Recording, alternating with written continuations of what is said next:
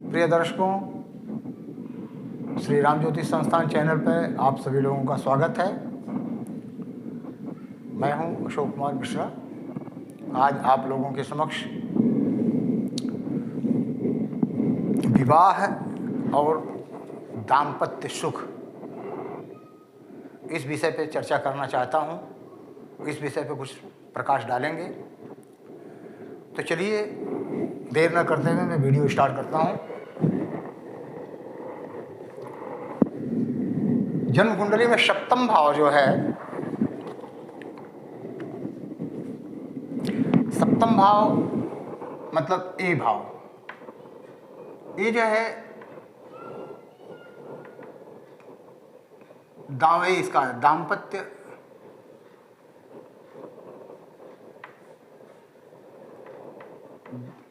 विवाह सुख का भाव है।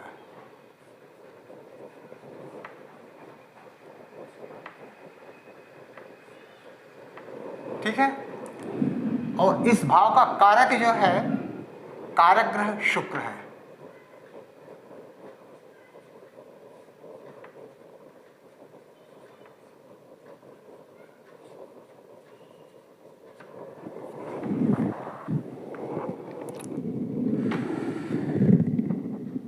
जब सप्तम भाव पर या सप्तमेश तथा शुक्र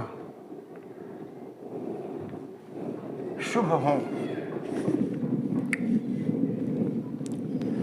सप्तम भाव, सप्तमेश और शुक्र, कारक ग्रह शुक्र यदि शुभ अवस्था में हों और इस पर शुभ ग्रह की दृष्टि पड़ती हो, सप्तम दृष्टि पड़ती हो, चाहे नवम पंचम पर इसका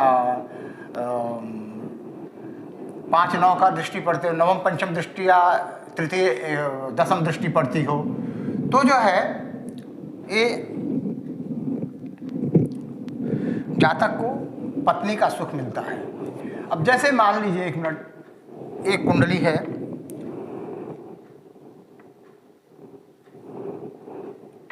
एक, दो, तीन, चार, 5, 6, 7, 8, 9, 10, 11 और 12। लग्नेश कौन है? तो मंगल है और सप्तमेश शुक्र है। सप्तमेश का कारक ग्रह भी शुक्र है और सप्तमेश भी शुक्र है। अब इस पे शुभ ग्रह की दृष्टि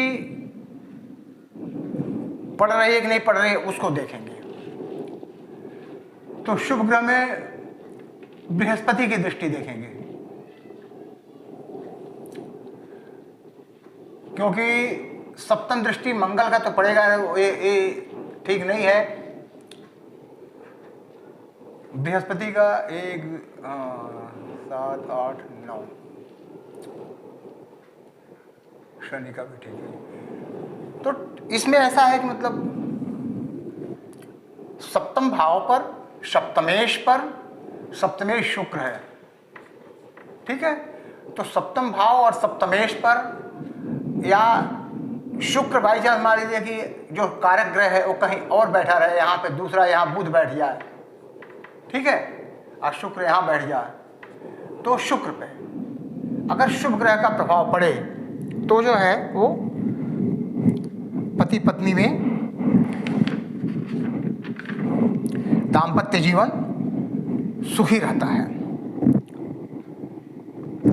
अगर यही सप्तम भाव में अगर पापक ग्रह का ये हो, दृष्टिपात हो, पापक ग्रह देखते हो, जैसे अब यहाँ से लग्न से यानी लग्नेश जो है सप्तम भाव को देख रहा है, तो पापक ग्रह की दृष्टि हो या शुक्र जो है, शुक्र पर भी पापक ग्रह का दृष्टि पड़े, तो दाम्पत्य जीवन में बाधा उत्पन्न होता है, दाम्पत्य जीवन में कलह उत्पन्न होता है।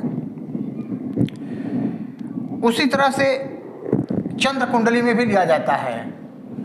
बाईजान चंद्र यहाँ है,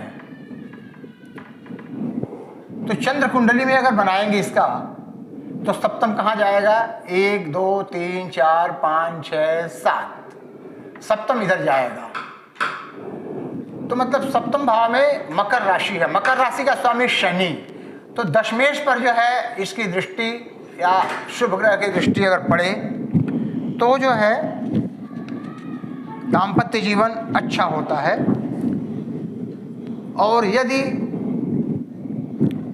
अशुभ यानी पापक ग्रह का दृष्टि पड़े तो दाम्पत्य जीवन शुभ होता है। अब इसमें जो है कुछ योग है, उस योग के बारे में आपको बता रहे हैं। वो योग इस प्रकार है कि जब लग्न मतलब ए लग्न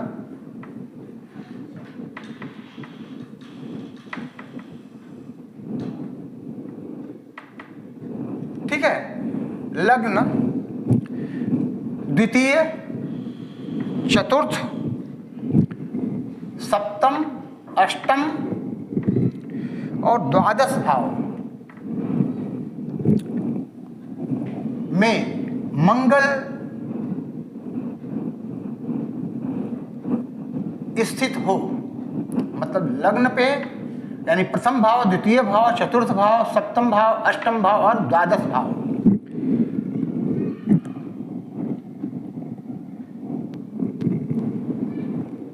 या लग्न में इस पे पापक ग्रह की राशि हो तो, और या तो सप्तमेश या सप्तम भाव पर शनि की दृष्टि, मान लो यहाँ पर शनि की दृष्टि पड़ रही है, या शनि बैठा हुआ है, शनि विराजमान है, या राहु केतु विराजमान है, तो ऐसे टाइम पर जो है पत्नी का या पति का, दोनों में से किसी एक का अनिष्ट होता है, या दाम्पत्य जीवन में कलहपूर्ण वातावरण रहता है, सुख में बाधा पहुंचती है, इवन सैया सुख में भी बाधा पहुंचती है। पत्नी झगड़ालू प्रकृति की या पति झगड़ालू प्रकृति की, पत्नी सप्तम भाव से मतलब पति और पत्नी दोनों का विचार किया जा रहा है, तो मेरे बोलने का मतलब है कि पति और पत्नी दोनों के लिए है। अगर एक कुंडली पुरुष का होगा तो स्त्री के लिए विचार किया जाएगा, अगर स्त्री की कुंडली होगी तो पुरुष के लिए विचार किया जाएगा। तो इसलिए सप्तम भाव से पति और पत्नी, तो जब मैं बोलता हूँ तो उसमें पति और पत्नी दोनों का विचार देखना पड़ेगा। तो अगर जो है ऐसे पापक ग्रह बैठे हों या पापक ग्रह की दृष्टि हो तो पति और पत्नी दोनों में कलहपूर्ण वातावरण रहता है, और खास कर अगर मंगल बैठे तो पत्नी जो है झगड़ालू प्रकृति की या पति झगड़ालू प्रकृति का होता है। जब लग्न द्वितीय चतुर्थ सप्तम भाव में, लग्न द्वितीय चतुर्थ सप्तम अष्टम और द्वादश भाव में मंगल हो तो ऐसी कुंडली मांगलिक भी होती है।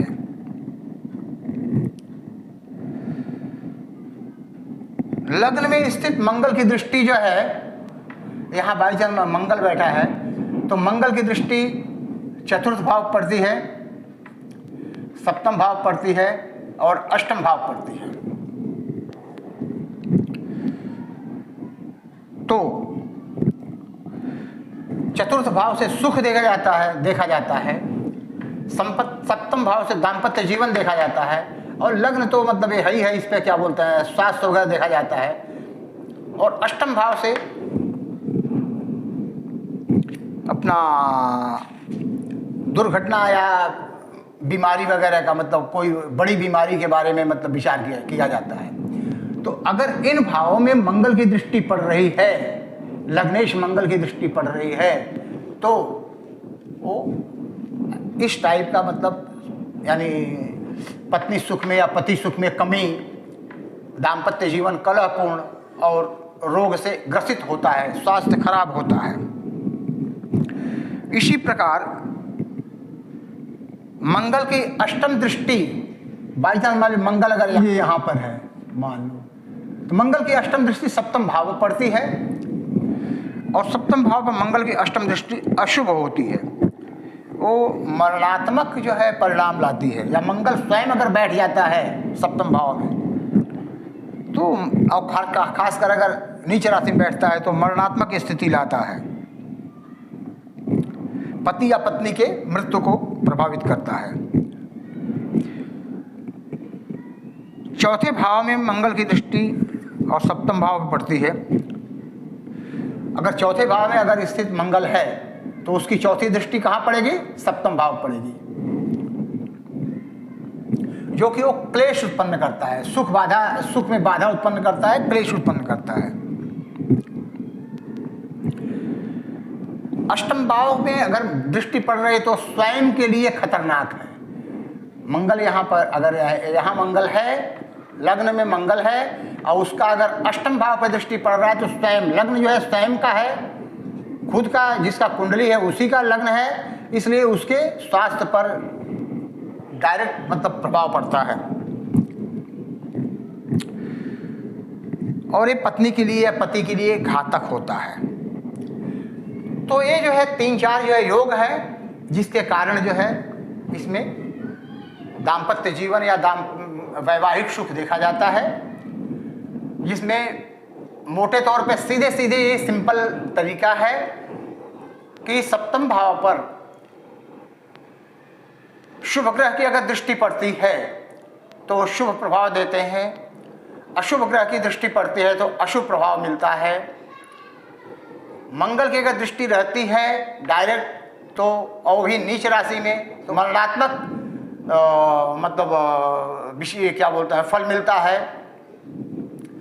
तो और इसका शुक्र जो है अगर कहीं अशुभ प्रभाव में है तो भी उससे जो है वैवाहिक सुख में यानी बाधा उत्पन्न होती है। अब इसमें हम एक कुंडली लेते हैं, उस कुंडली के ऊपर विचार करेंगे।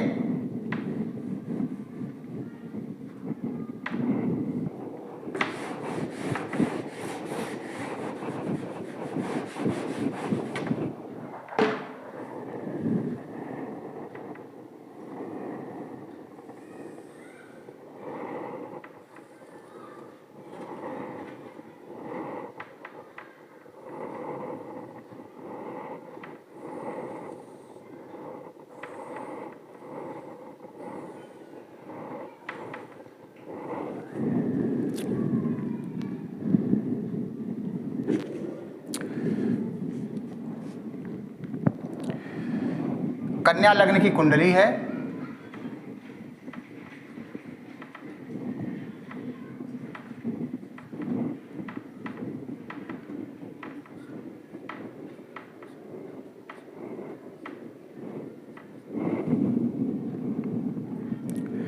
नौ में मंगल केतु बुध है।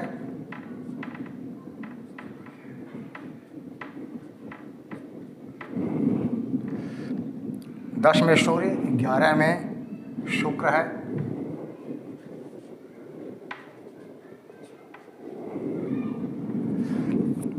दो में चंद्रमा, 3 में शनि राहु।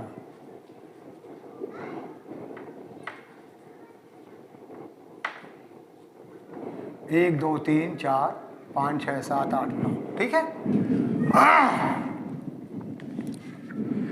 एक ये लड़की की कुंडली है।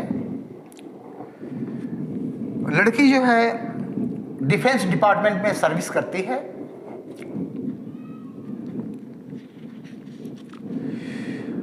अब इसमें इसकी कुंडली में यानी कन्या लग्न की कुंडली है और लग्न में जो है बृहस्पति बैठा हुआ है।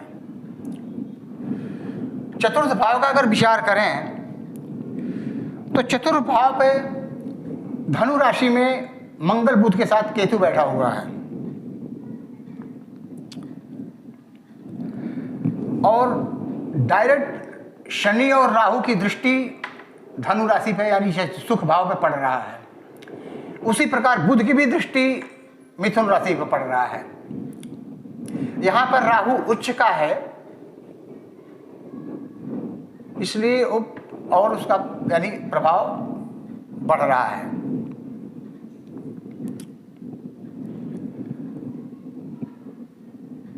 और शनि राहु के प्रभाव की वजह से चूंकि सप्तमेश बृहस्पति भी है और सप्तमेश का मालिक जो है सप्तमेश की राशि धनु राशि सुख भाव में भी है, इस वजह से जो है शनि और राहु के प्रभाव के कारण और मंगल का चतुर्थ दृष्टि भी पड़ रहा है सप्तम भाव पे, इस कारण से इस लड़की की शादी 35 साल की उम्र में हुई थी।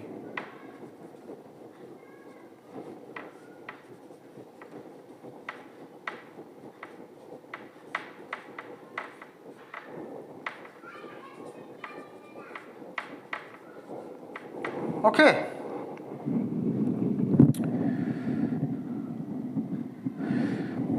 जबकि इसमें सप्तमेश पर जो है बृहस्पति डायरेक्ट अपनी स्वराशि पर दृष्टि डाल रहा है, शुभ दृष्टि डाल रहा है।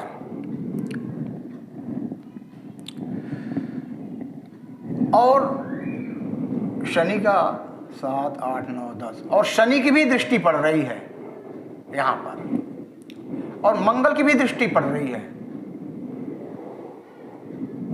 इसी कारण से इस लड़की की जो है शादी बहुत लेट, यानी 35 साल की उम्र में शादी हुई, और वैवाहिक सुख जो है कोई बहुत बढ़िया नहीं है, मतलब चढ़ाव उतार लिए हुए, और नॉर्मल मतलब सामान्य से भी कम जो है वैवाहिक सुख है, जो कि कोई बहुत बढ़िया नहीं कह सकते इसको जो है। तो एक एक कुंडली से विचार किए, और एक और कुंडली ले रहे हैं।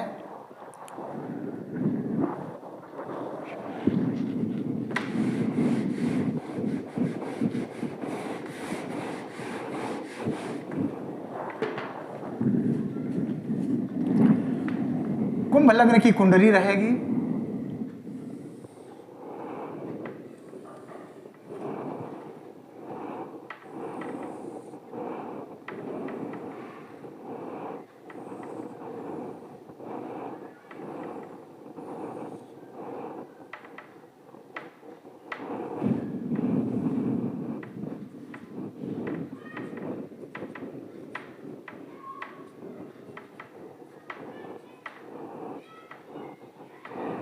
कुंभ लग्न की कुंडली है, लग्न में शनि है, षष्ठ भाव में केतु है, द्वादश भाव में राहु है,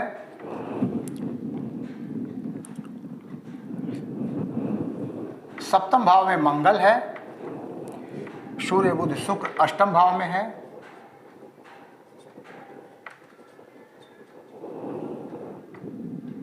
और चंद्र बृहस्पति जो है दशम भाव में है।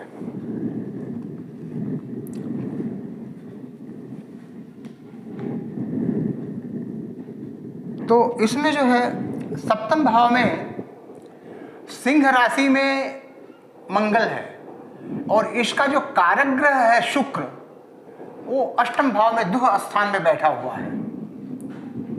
ठीक है, सप्तम भाव पर शनि की दृष्टि पड़ रही है, वो भी शत्रु राशि पर दृष्टि पड़ रही है।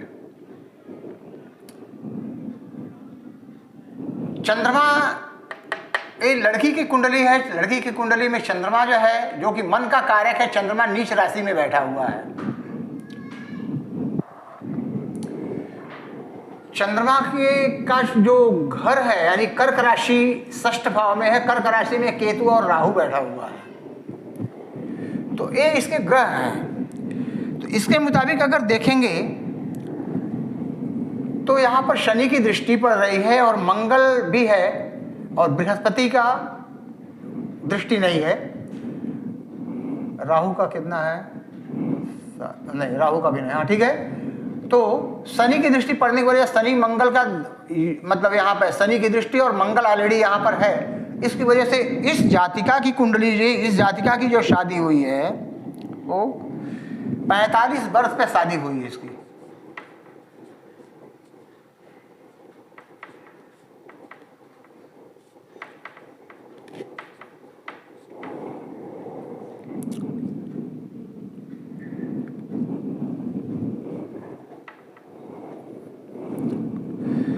और ये शादी होते होते भी टूट गई, क्योंकि सप्तम भाव पर मंगल और शनि दोनों के दोनों यानी प्रबल पापी ग्रह है, और दोनों शत्रु होने की वजह से जो है इसमें संबंध विच्छेद हुआ। और पंचमेश जो बुध है वो षष्ठ भाव में है, अष्टम भाव में है, ये भी द्वितीय स्थान में है, वो भी सूर्य के साथ। तो जिसके कारण जो उसकी शादी हुई, लेकिन विद इन 6 मंथ उसकी शादी टूट गई।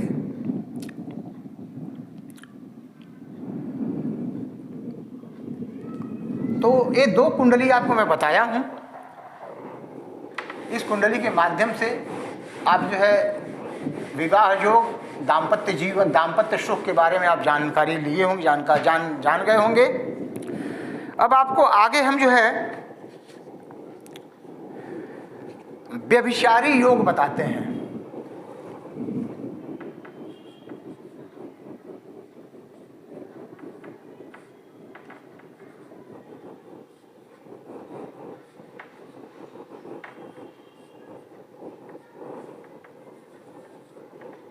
ठीक है,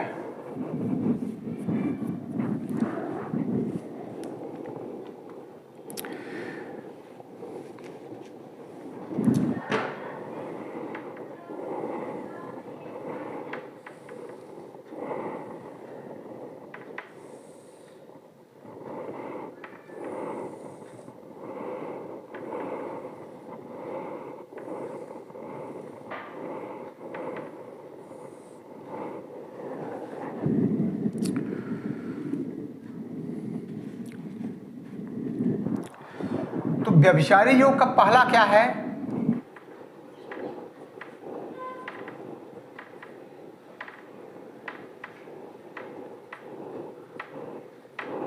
ठीक है, तो इसके लिए पहला दुर्योग क्या है कि सप्तम भाव पर मंगल अथवा शनि की राशि है। सिंह राशि की कुंडली है, सप्तम भाव में कुंभ राशि है, कुंभ राशि का स्वामी शनि। उस पर अगर जो है शुक्र हो, इस भाव में अगर शुक्र हो तो जातक और जातिका दोनों के दोनों व्यभिचारी होते हैं।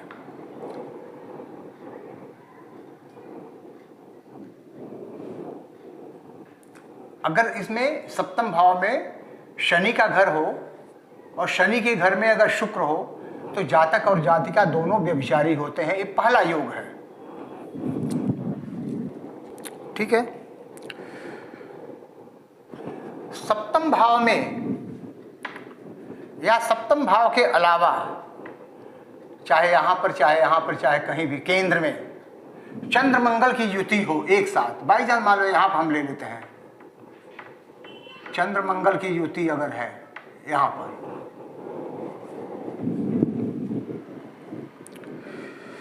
तो भी जो है जातक व्यभिचारी होता है। मतलब ये भी एक प्रबल योग है, ये क्या बोलते हैं, दुर्योग है। सप्तमेश अगर राहु केतु से युक्त हो, बाई चांस मान लीजिए कि यहां पर जो है केतु है, यहां पर राहु है। अगर सप्तमेश राहु केतु से युक्त हो और यहां शुक्र अगर है,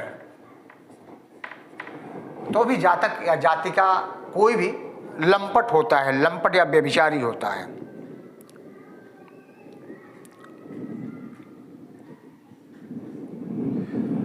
अगर यहां पर शुक्र जो है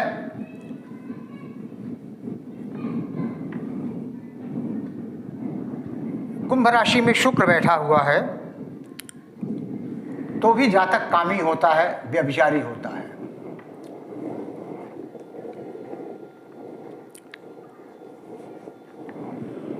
अगर इसके साथ यहां पर मान लीजिए कि अगर चंद्रमा यहां ना बैठकर के चंद्रमा और राहु यहां है, अगर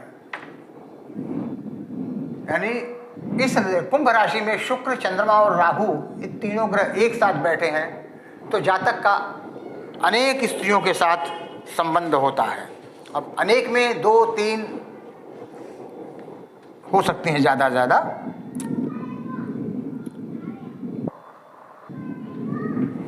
परंतु एक योग और एक दुर्योग और है कि अगर सप्तम भाव में राहु है तो व्यभिचारी होगा जातक, लेकिन वो जिस स्त्री से प्रेम करेगा उसका प्रेम उससे ज़्यादा दिन तक टिक नहीं पाएगा, मतलब बहुत ही जल्द उसमें विच्छेद होगा और उसमें वो बदनामी का कारण बनेगा, बदनामी होता है सप्तम भाव में राहु।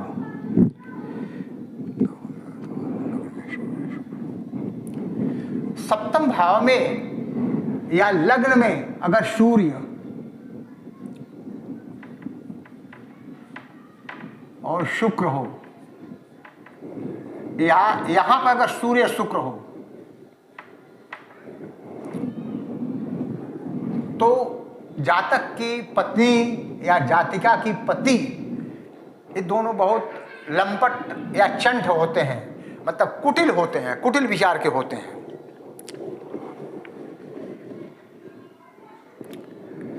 और बाझ होती है। अगर ऐसा कुंडली अगर है, सूर्य शुक्र का अगर सप्तम भाव में है युति, तो जातिका जो है बाझ होती है, मतलब बाझपन का एक योग है।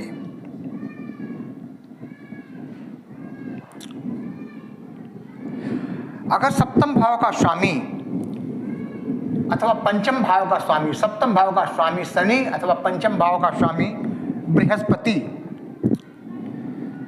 अगर बलवान हो या शुभ ग्रह से देखा जाता हो, बाई चांस मान लो यहाँ बृहस्पति है, ठीक है, बलवान हो या शुभ ग्रह से देखा जाता हो, तो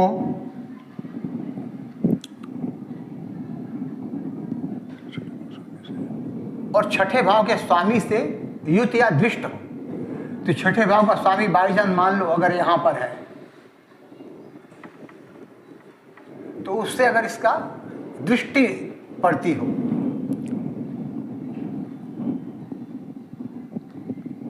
तो ऐसी स्त्री अपने पति के बजाय दूसरे पुरुष के साथ, पर पुरुष के साथ पुत्र उत्पन्न करती है, मतलब जारज पुत्र जिसको बोलते हैं, जारज जो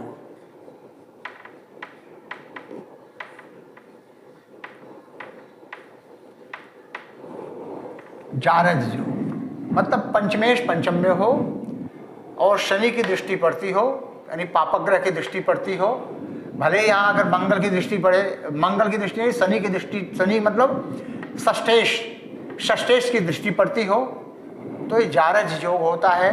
मतलब उस स्त्री का जो पुत्र है वो अपने पति के अलावा दूसरे पुरुष के साथ संयोग होकर के पुत्र होता है।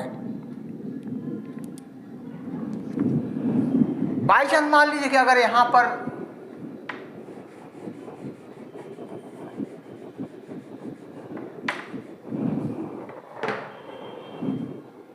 मकर राशि है,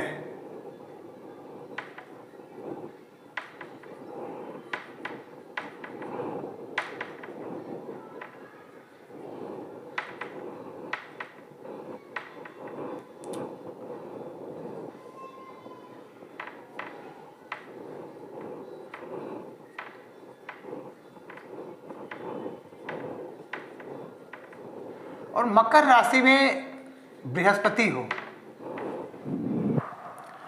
कर्क, खास करके कर्क लग्न के लिए ज़्यादातर मतलब वो है, ये दुर्योग है, कर्क लग्न हो और मकर राशि में बृहस्पति हो।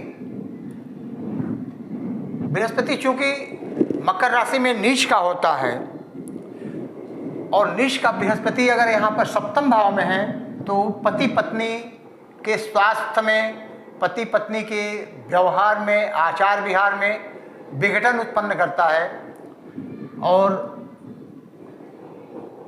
मार्केश की स्थिति आवे या बृहस्पति की दशा में या द्वितीय भाव का जो स्वामी है उसकी दशा में जो है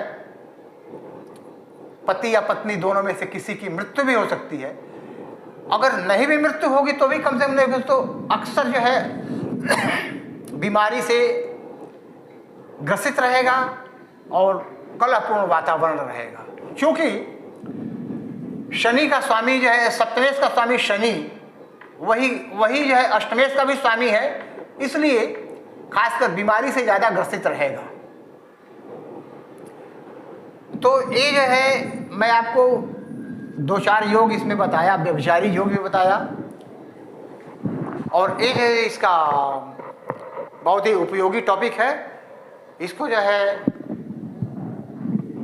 आप अगर ध्यानपूर्वक देखेंगे वीडियो तो समझ में आएगा, और इससे आप जितना लाभान्वित होंगे वो हमारे लिए फ़ायदेमंद रहेगा। मैं समझूंगा कि मेरा वीडियो बनाना सार्थक हुआ। और अब इसी के साथ हम जो है वाणी को विराम देते हुए आप लोगों को नमस्कार करता हूँ। नमस्कार।